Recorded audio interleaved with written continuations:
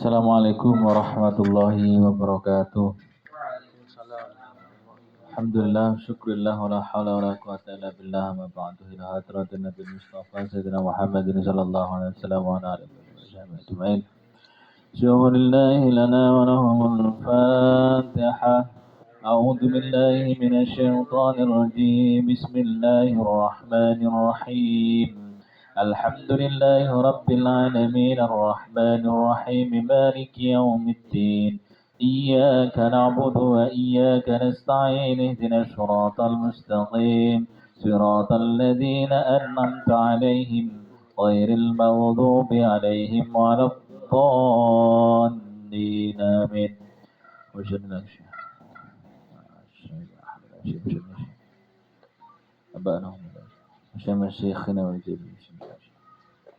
الفاتحة.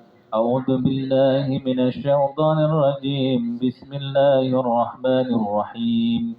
الحمد لله رب العالمين الرحمن الرحيم مالك يوم الدين. إياك نعبد وإياك نستعين اهدنا الصراط المستقيم صراط الذين أنعمت عليهم غير المغضوب عليهم ولا الضالين. Bismillahirrahmanirrahim.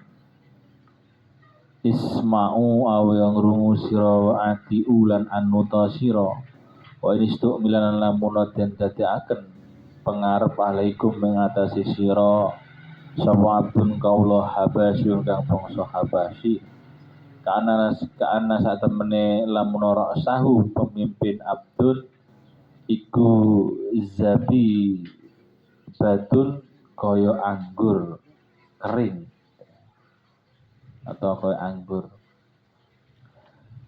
Dia di sini menjelaskan tentang kita itu harus taat kepada pemimpin kita. Saking pentingnya pemimpin. Walaupun diibaratkan di sini adalah dari orang biasa gitu aja lah gampangnya. Walaupun pemimpin itu dari orang biasa, ketika dia itu menjadi seorang pemimpin, maka kita harus isma'u wa ati'u. Kita harus mendengarkan dan taat kepada pemimpin. Maka dari sini kalau kita mau ambil satu pelajaran bahwa memilih pemimpin itu menjadi sebuah hal yang sangat penting. Karena kalau sudah dipilih, dilantik, kita harus taat, harus ngikut. Bagaimana kalau tidak sesuai dengan aturan-aturan agama, Pak? Nah ini nanti beda kasusnya. Akan tetapi kalau sudah dilantik, ya kita harus menghormati, harus taat, dan seterusnya. Oleh karenanya, panjenengan ketika memilih pemimpin harusnya serius. Aja gelem dikai duit 100.000. Masa 5 tahun hanya 100.000 kan murah. Ya, kalau dikasih 10 juta Pak, nah nggak boleh 10 juta. Yang pasti bahwa kita harus berhati-hati betul untuk memilih pemimpin. Karena pemimpin itu nanti kalau sudah dilantik ya kita harus taat. Ya sekarang ini kan sudah terpilih misalkan, nanti ya kita harus taat, gitu ya, harus mengikuti. Gitu. Oleh karenanya kita harus berhati-hati untuk memilih pemimpin. Hadis yang berikutnya, istadza ghadabullah, istadza banget apa ghadabullahi bendune Gusti Allah. Alaman ing atase wong dolam lamun dolim sapa man ing wong laya jitu ora iso sapa man ndadekaken sapa nasiron ingkang nulungi ghairallahi lamun liyane Gusti Allah, lamun liyane Gusti Allah, hanya Allah yang bisa nolong. Nah, Allah itu sangat bendu, sangat marah. Istadda ghadabullah. Allah itu sangat marah kepada orang yang zalim. Orang zalim itu ya mesti dimarahi Gusti Allah. Tapi Allah lebih bendu, lebih marah kepada orang yang menzalimi kepada orang yang lemah. Itu aja. Gampangnya di sini. La yajidu nasiran ghirallah. Hanya Allah yang bisa menolong orang itu. Gitu. Jadi wis dzalimi kepada orang yang lemah. Sudah tahu kalau dia itu adalah orang lemah, kok malah didolimi. Ini kan parah. Dan Allah sangat marah kepada orang yang seperti itu. Orang para pimpinan. Intinya hati-hati betul. Karena salah satu doa yang langsung diijabai oleh Allah itu adalah orang yang terdolimi. Sampai tidak sering-sering dolimi kancane. Karena kalau sering dolimi koncone ndonga, maka doanya tidak terhijab. Langsung teng Gusti Allah. Istadza ghadabullahi ala man dzalaman la yajidu nasiran ghairallah. Mongko aja sampai kita semua ini menjadi orang yang zalim kepada orang yang lemah. Karena jenengan punya kuasa, karena jenengan punya kekuasaan, maka zalim teng masyarakat sing lemah. Nah, kita ini kan masyarakat lemah. Masyarakat, kalau bahasa jenengan itu masyarakat yang tertindas. Ini jangan sampai hati-hati betul, karena Allah sangat marah kepada orang yang seperti itu. Dia bisa jadi orang itu tidak merasa zalimi orang lain, karena yang sebenarnya yang tahu apa yang dilakukan itu orang lain. Terkadang kita itu melakukan sesuatu yang tidak baik, misalkan zalim dan sebagainya, kita merasa tidak menzalimi. Oh, aku nggak ngerti itu. Itu siapa itu? Saya nggak ngerti. Itu kan itu dipaksa zalimi orang. Nah, ini kan masalah gitu ya. Janganlah kita jangan seperti itu. Oke, hadis yang lain ini juga sama tentang Gusti Allah itu akan mengazab orang yang menyakiti manusia lain. Asyadun nasi utawi luwih banget menungso adzaban ing siksa adaban nyiksa.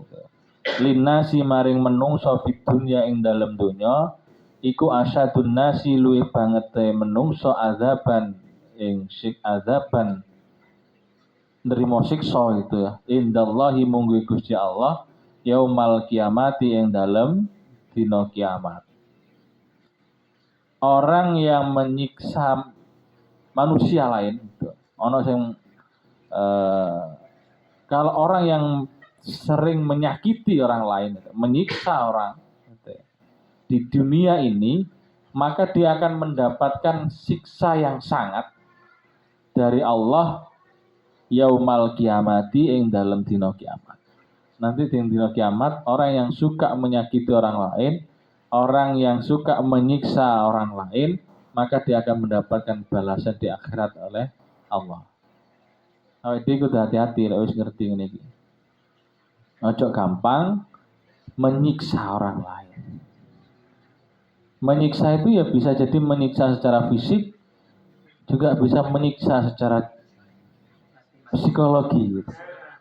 Kejiwaan. Ya. Ojo sampai nyakiti sama dia. Pantang seorang laki-laki menyakiti seorang perempuan. Kenapa? Karena perempuan adalah seorang sosok ibu yang saya lihat. Maka sama nggak akan menyakiti.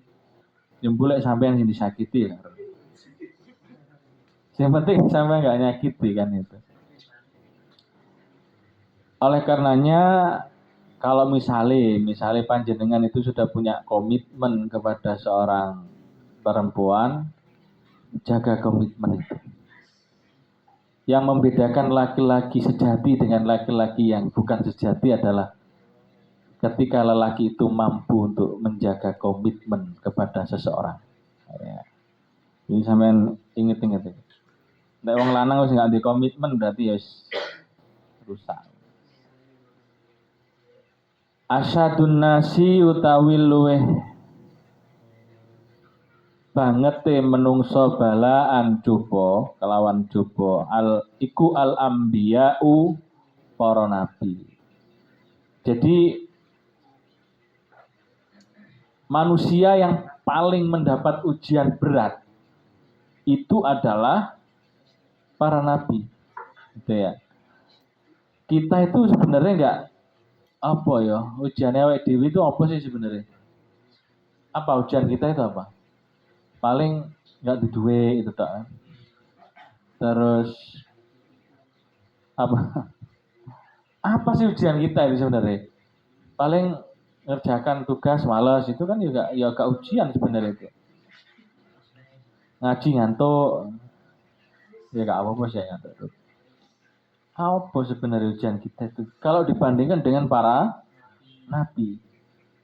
Kalau sampai melihat sejarahnya Nabi Musa misalkan, itu berapa ratus tahun berdakwah, tapi hanya berapa orang yang mengikuti Nabi Musa dan seterusnya. Ketika Nabi Musa meninggalkan kaumnya sebentar, kaumnya sudah kembali lagi itu tidak menyembah Tuhan misalkan. Dan ujian-ujian yang lain lah, kalau kita melihat Nabi Muhammad misalkan, itu kan luar biasa ujiannya. Sampai saudara-saudaranya juga ada yang tidak mau dengan Nabi misalkan. Dimungsuhi oleh beberapa kaum Quraisy yang tidak sepakat dengan Nabi. Jadi luar biasa ujian dari para nabi itu. Kalau kita ini apa ya? Gak ada kayaknya. Makan ya makan, tidur ya nggak ada yang bangunin. Ya. Orang yang paling merdeka itu ketika tidur tidak ada yang bangunin. Itu adalah kemerdekaan sesungguhnya. Itu. Ya kan? Subuh ada nggak ada yang bangunin itu kan? Gak bener ya. Ini kita kalau saya pikir-pikir apa ujian kita itu loh. Paling ujian kita itu kan hanya tidak terpenuhi keinginannya itu aja. Ya enggak. Bukan ujian sebenarnya. Kalau sakit kita bisa belajar dengan Nabi Ayub misalkan. Luar biasa Nabi Ayub. Kita tidak sebanding dengan sejarah Nabi Ayub misalkan. Kalau misalkan Nabi Yunus misalkan juga ditinggalkan kaumnya setelah itu terbuang ke laut dan sebagainya. Artinya ujiannya para nabi itu luar biasa. Jadi kalau sampai pas masalah ujian itu coba berpikir tentang ujiannya para nabi, maka jenengan akan ringan. Gak iso bayar semester wis koyo pangerane ra ono. Ate bayar semester gak iso bayar wis. Allah ini mulai enggak adil itu. Allah ini mulai enggak ada itu. Sampai sudah menyalahkan Allah. Ini iman kita sangat lemah berarti. Ate mangan ngono lawe mbek tempe goreng mbek sambel ngono sampean ya Allah. Masa hidup seperti ini terus. Ngono nyalahane pangeran kan. Jangan. Iman kita harus kuat, tebal. Mangan tempe gak apa-apa. Sambel enak, lumayan luwe-luwe kan. Ya selanjutnya sumal amsalu fal amsalu yubtala. Sumal amsalu umpamane wong mulia fal amsalu mongko umpamane lek misale enggak semulia para nabi sapa iku rajulun wong lanang ala hasabi ing atase milang-milang dinihi agamane rajul. Nah, kalau tidak semakom dengan para nabi, maka ujiannya akan dilihat dari agamanya rajul itu seperti apa. Ya. Fa in kana mongko lamun ana fi dinihi ing dalem agamane rajul iku sulban kuat. Lek agamane kuat, sampean mau kan agamane kuat. Lek agamane kuat, imane kuat, keyakinannya kuat, istadda balauhu mongko banget apa balauhu cobone rajul. Kalau panjenengan imane kuat, agamane kekeh kuat, maka cobaannya juga kuat. Cobaannya juga banyak. Jadi kalau jenengan paham ini, saya kira kok aku kok ujiannya akeh ya, berarti aku imane kuat. Apa enak? Berarti diukur dari bagaimana agamanya seseorang itu. Kalau agamanya kuat, maka ujiannya juga berat. Jadi santai ya, man. Kalau dapat ujian tidak usah terlalu banyak apa ngersuloh itu apa bahasa Jawa? Sambat. Ono lagune sambat. Itu.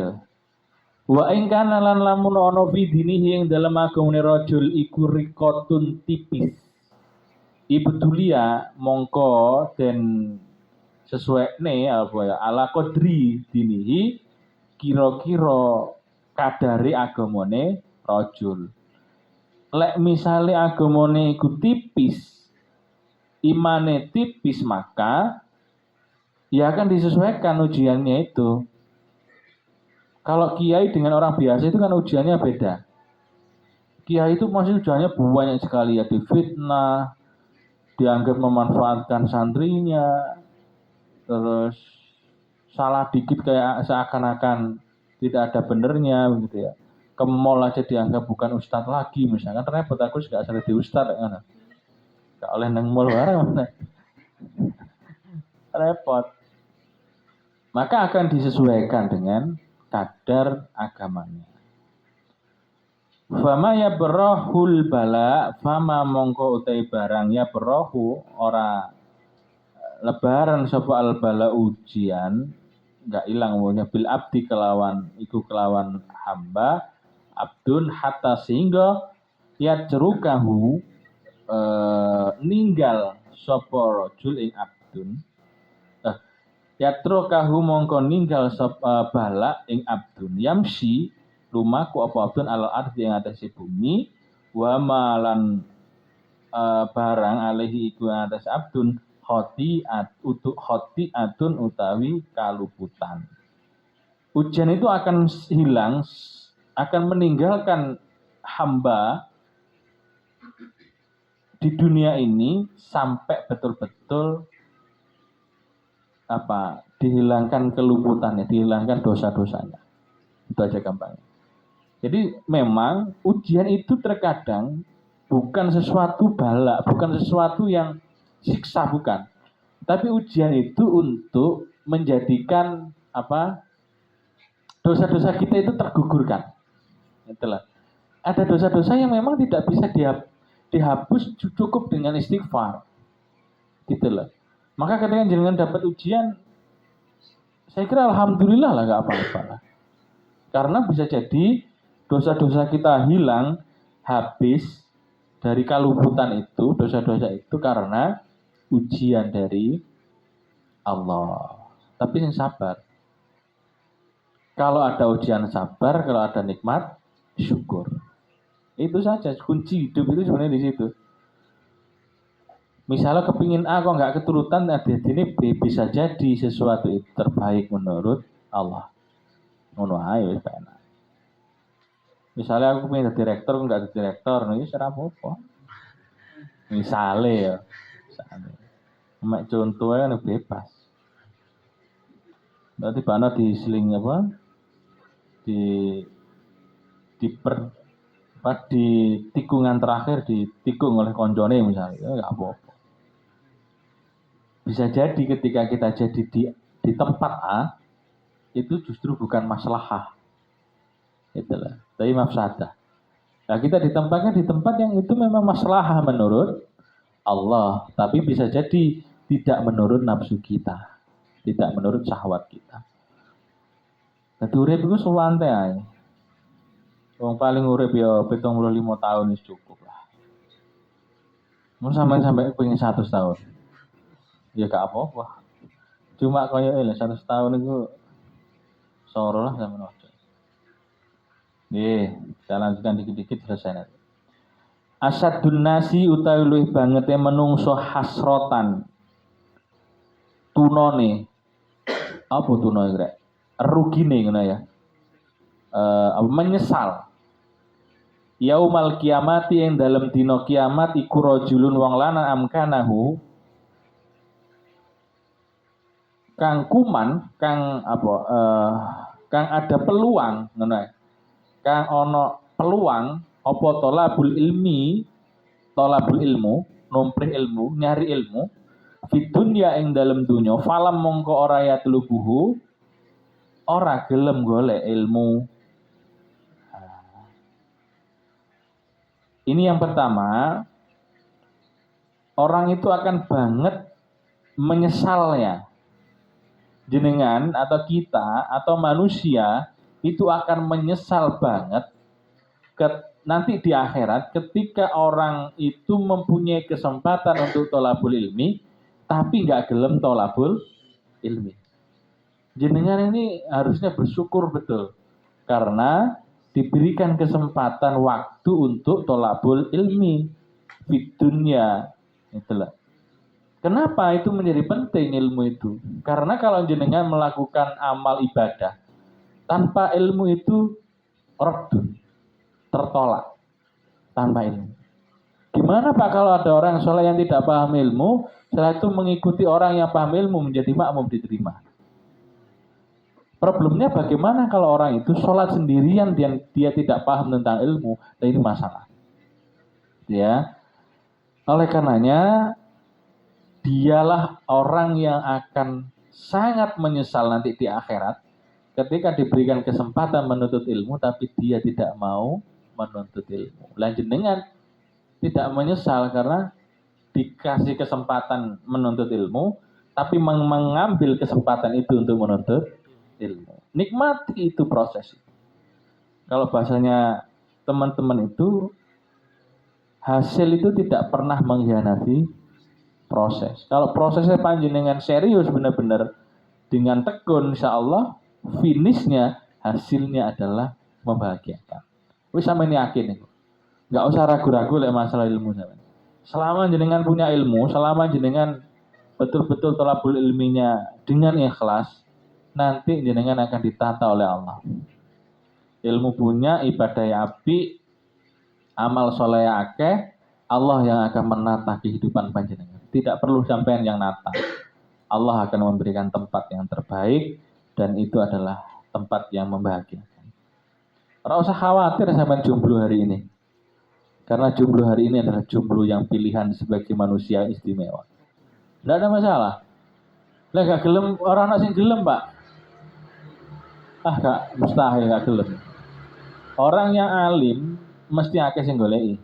Enggak usah khawatir sampean. Tidak ada keraguan bagi orang yang punya ilmu kalau hanya masalah pasangan. Enggak usah khawatir. Gak apa-apa jomblo enggak apa-apa. Jomblo berkualitas tadi. Nah, itu yang pertama. Orang yang akan menyesal dia yaumul qiyamah. Yang kedua apa? Warajulun lan wong lanang alama mulang sapa rajul ilman ing ilmu. Fantafa'a mongko ngalap manfaat bihi kelawan ilmu sapa sing ngalap manfaat iku ya man wong samiahu sing krungu sapa man ing ilmu minhu saking rajul. Dunahu ora nglakoni sapa rajul. Nah, yang kedua adalah orang yang banget getune, banget menyesalnya nanti di yaumil kiamah adalah orang yang mengajarkan ilmu dan ilmu itu didengar oleh orang, jenengan ngaten niku yang mendengar, terus mengamalkan ilmu itu, gitu. Tapi yang menyampaikan ini tidak mengamalkan ilmu yang disampaikan. Maka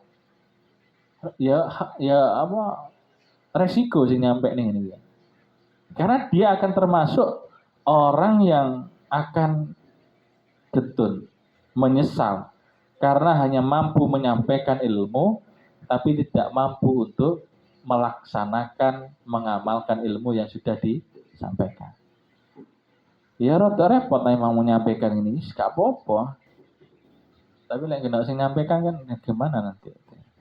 Maka kita harus coba untuk melakukan introspeksi diri bahwa ketika kita menyampaikan kebaikan, usahakan itu dilakukan. Agar tidak termasuk orang yang banget menyesalnya nanti di yaumil kiamah. Tambah 3 lagi selesai ya. Aku mau mari main badminton, keselen aku. Saya ini lagi sering olahraga. Karena kaki saya sering sakit, rupanya asam urat. Repot emang. Mangan enak-enak tak kira asam urat. Sampai bersyukur jarang mangan enak. Kakakku ya.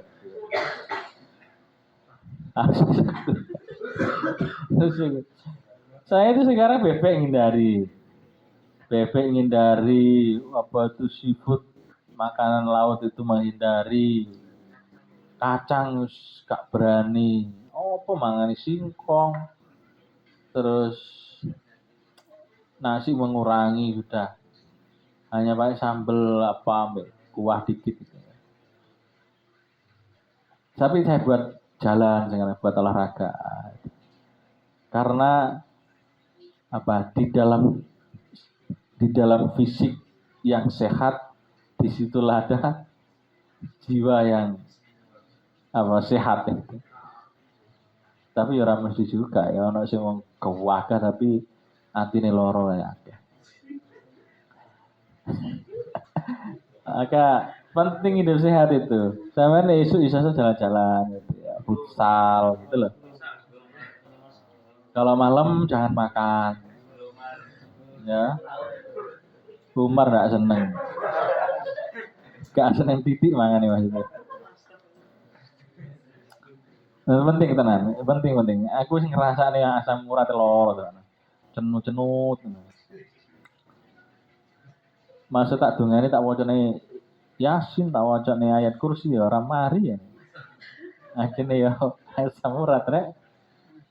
Nah, tapi alhamdulillah sekarang udah buat olahraga sudah enak. Asyaddu utai banget, asyaddu ummati utai banget umat ingsun lima ring ingsun hubban demen iku kaum yakununa ya tilamun sapa kaum iku ba'dihi sakwuse ingsun. Ya waddu ahadukum apa ya waddu